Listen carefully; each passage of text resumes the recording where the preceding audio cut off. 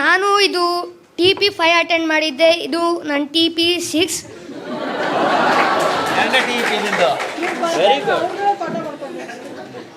So ಮೊದಲು ನಮ್ಮ ಸ್ಕೂಲಲ್ಲಿ ಲ್ಯಾಬಲ್ಲಿ ಅಂದರೆ ನಮ್ಗೆ ಬೇಕಾಗಿರೋ ಲೆಸನ್ ಇರುತ್ತಲ್ಲ, ಇದು ಎಕ್ಸಸೈಸಿಗೆ ಸಂಬಂಧಪಟ್ಟಿರೋ ಎಕ್ವಿಪ್ಮೆಂಟ್ಸ್ ಎಲ್ಲ ಜಾಸ್ತಿ ಇರ್ತಾನೆ ಇರಲಿಲ್ಲ.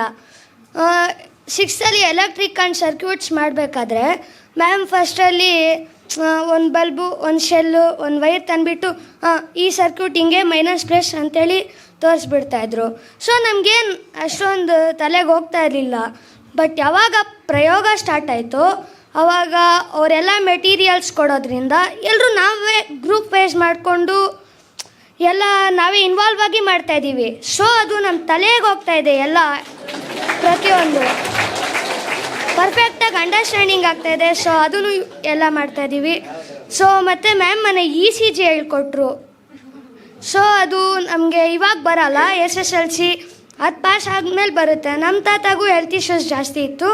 ಆವಾಗ ECG ಎಲ್ಲ ರಿಪೋರ್ಟ್ ಬಂದಾಗ ಏನಿಲ್ಲ, ಲೈನ್ಸ್ ಹಿಂಗೋಗಿದೆ ಅಂತ ಸುಮ್ಮನೆ ನೋಡ್ತಾಯಿದ್ದೆ ಅಷ್ಟೇ. ಬಟ್ ಇವಾಗ ಎಲ್ಲ ಅಂಡರ್ಸ್ಟ್ಯಾಂಡ್ ಆದಮೇಲೆ ಇವಾಗ ಮನೆಗೆ ಹೋಗಿ ನಾನು ಅದನ್ನು ಚೆಕ್ ಮಾಡ್ತೀನಿ, ಯಾವ್ದು ರಾಂಗು ಯಾವ್ದು ಕರೆಕ್ಟು ಏನಿತ್ತು ಅನ್ನೋದನ್ನು ಇವಾಗ ಚೆಕ್ ಮಾಡ್ತೀನಿ ನಾನು. Good afternoon to everyone. ನನ್ನ ಹೆಸರು Chandan and this is my 3rd TP. Oh, very good. ಈ 3 TPನೂ ನೋಡಿದ್ಮೇಲೆ ನನಗೆ ಅನಿಸಿದ್ದೇನೆಂದರೆ, ಪ್ರಯೋಗಕ್ಕೆ ಕೆಲಸ ಮಾಡ್ತಾ ಇರೋದೇ ಮಕ್ಕಳನ್ನ ದೃಷ್ಟಿಯಲ್ಲಿ ಇಟ್ಕೊಂಡು, ಇನ್ಫ್ಯಾಕ್ಟ್ ಮಕ್ಳಿಗೋಸ್ಕರನೇ ಕೆಲಸ ಮಾಡ್ತಾಯಿದ್ದೆ. ಮತ್ತು ಇವಾಗ 3 TPಸ್ಗೂ ಒಂದೊಂದು TPಗೂ ಒಂದೊಂದು TP ಇನ್ನೂ ಚೆನ್ನಾಗಿ ಆಗ್ತಾಯಿದೆ, ಡಿಫ್ರೆಂಟ್ ಆಗಿದೆ. ಈಗ ಲಾಸ್ಟ್ 2 TPಸ್ಗಿಂತ ಈ TPಯಲ್ಲಿ ಸ್ವಲ್ಪ ಡಿಫ್ರೆಂಟ್ ಆಗಿತ್ತು. ಹೇಗೆ? ಇವಾಗ ಮ್ಯಾಮ್ ಫಸ್ಟಲ್ಲಿ 2 days ಥಿಯರಿ ಇತ್ತು, 3rd day ಎಕ್ಸ್ಪಿರಿಮೆಂಟ್ಸ್ ಮಾಡ್ತಾಯಿದ್ರು. ಈ ಸತಿ 3 days ಕೂಡ ಬೋರ್ ಆಗಬಾರ್ದು ಅಂತ ಎಕ್ಸ್ಪಿರಿಮೆಂಟ್ಸ್ ಪ್ಲಸ್ ಥಿಯರಿ ಮಾಡ್ತಾ ಇದ್ದಾರೆ. ಮತ್ತು ಈ ಸತಿ ಎಲ್ಲ ಲ್ಯಾಬ್ ಟೂರ್ಸು ಅವೆಲ್ಲ ಕರ್ಕೊಂಡೋದ್ರು. ಇವಾಗ ಇಷ್ಟು ದಿವಸ ನಾವು ಬಂದು ಕೂತ್ಕೊತಾ ಇದ್ದಾಗ ಇಷ್ಟು ಮಾತ್ರ ಕೇಳಿ ನಾವು ಹೋಗ್ತಾ ಇದ್ವಿ ಮ್ಯಾಮ್, ಏನೇನು ನಡೀತಾ ಇದೆ ಇಲ್ಲಿ ಅಂತ ನಮ್ಗೆ ಗೊತ್ತಾಗ್ತಾ ಇರಲಿಲ್ಲ.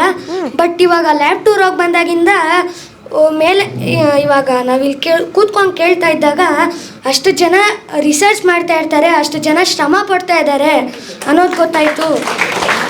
ಮತ್ತು ಇಲ್ಲಿ ಎಷ್ಟು ಮಿಷನರೀಸ್ ಇದೆ, ಎಷ್ಟು ಕಷ್ಟಪಡ್ತಾರೆ ಅನ್ನೋದು ಅರ್ಥ ಆಯ್ತು ಮ್ಯಾಮ್. ಮತ್ತು ಇಂದಿನ ಮಕ್ಕಳು ಮುಂದಿನ ಪ್ರಜೆಗಳು ಅಂತ ಮಾತಿದೆ, ಹಾಗೆ ಇಂದಿನ ಮಕ್ಕಳು ಮುಂದಿನ ವಿಜ್ಞಾನಿಗಳು ಅನ್ನೋ ಮಾತು ಬರೋ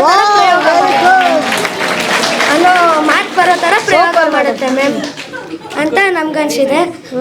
ಮತ್ತು ಪ್ರಯೋಗದಿಂದ ಯೂಸ್ ಆಗಿದೆ ಅನ್ನೋದು ನನಗೆ ಗೊತ್ತಾಗಿದ್ದು ಇವಾಗ ನಾವು ಫಸ್ಟಲ್ಲಿ ನನ್ನ ಅನುಭವ ಮ್ಯಾಮ್. ಇದು ಕ್ಲಾಸಲ್ಲಿ ಇದ್ದಾಗೆಲ್ಲ ನಮ್ಮ ಫ್ರೆಂಡ್ಸ್ ಎಲ್ಲ ಸೈನ್ಸ್ ಪೀರಿಯಡ್ ಅಂದರೆ ಪ್ರಯೋಗ ಬರೋಕ್ಕೆ ಮುಂಚೆ ಸೈನ್ಸ್ ಪೀರಿಯಡ್ ಅಂದರೆ ಸೈನ್ಸ್ ಪೀರಿಯಡ ಬಿಡು ಅಂತ ಇದ್ರು. ಬಟ್ ಇವಾಗ ಪ್ರಯೋಗ ಬಂದಿದ್ದಕ್ಕೆ ಸೈನ್ಸ್ ಪೀರಿಯಡ್ ಅಂದರೆ ಇವಾಗ 3rd ಪೀರಿಯಡ್ಡು ಸೈನ್ಸು, ನಾವು ಅದು ಮಾಡೋಣ ಇದು ಮಾಡೋಣ ಅಂತ ಫಸ್ಟೇ ಹೋಗಿ ಎಲ್ಲ ರೆಡಿ ಮಾಡಿ ಬೆಲ್ ಹೊಡೆದಿದ್ದ ತಕ್ಷಣ ಎಲ್ಲ ರೆಡಿ ಮಾಡಿ ಮ್ಯಾಮ್ ಬಂದಮೇಲೆ ನಾವೇ ಮಾಡ್ತಾಯಿದ್ವಿ ಮ್ಯಾಮ್.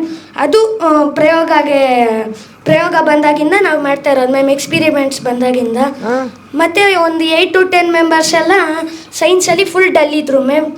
ಒಂದು 10-15 ಮಾರ್ಕ್ಸ್ ತರ್ತಾ ಇದ್ದವರು ಇವಾಗ ಪ್ರಯೋಗ ಯಾವಾಗ ಬಂದಿದೆಯೋ, ನಮ್ಮ ಸ್ಕೂಲ್ ಜೊತೆ ಟೈಅಪ್ ಆಗಿದೆಯೋ, ಪ್ರಯೋಗದಿಂದ ಕಲಿತಾ ಇರೋದ್ರಿಂದ 10-15 ಮಾರ್ಕ್ಸ್ ತೆಗಿತಾ ಇದ್ದವ್ರು 45 ಮಾರ್ಕ್ಸ್ ತೆಗಿತಾ ಇದ್ದಾರೆ.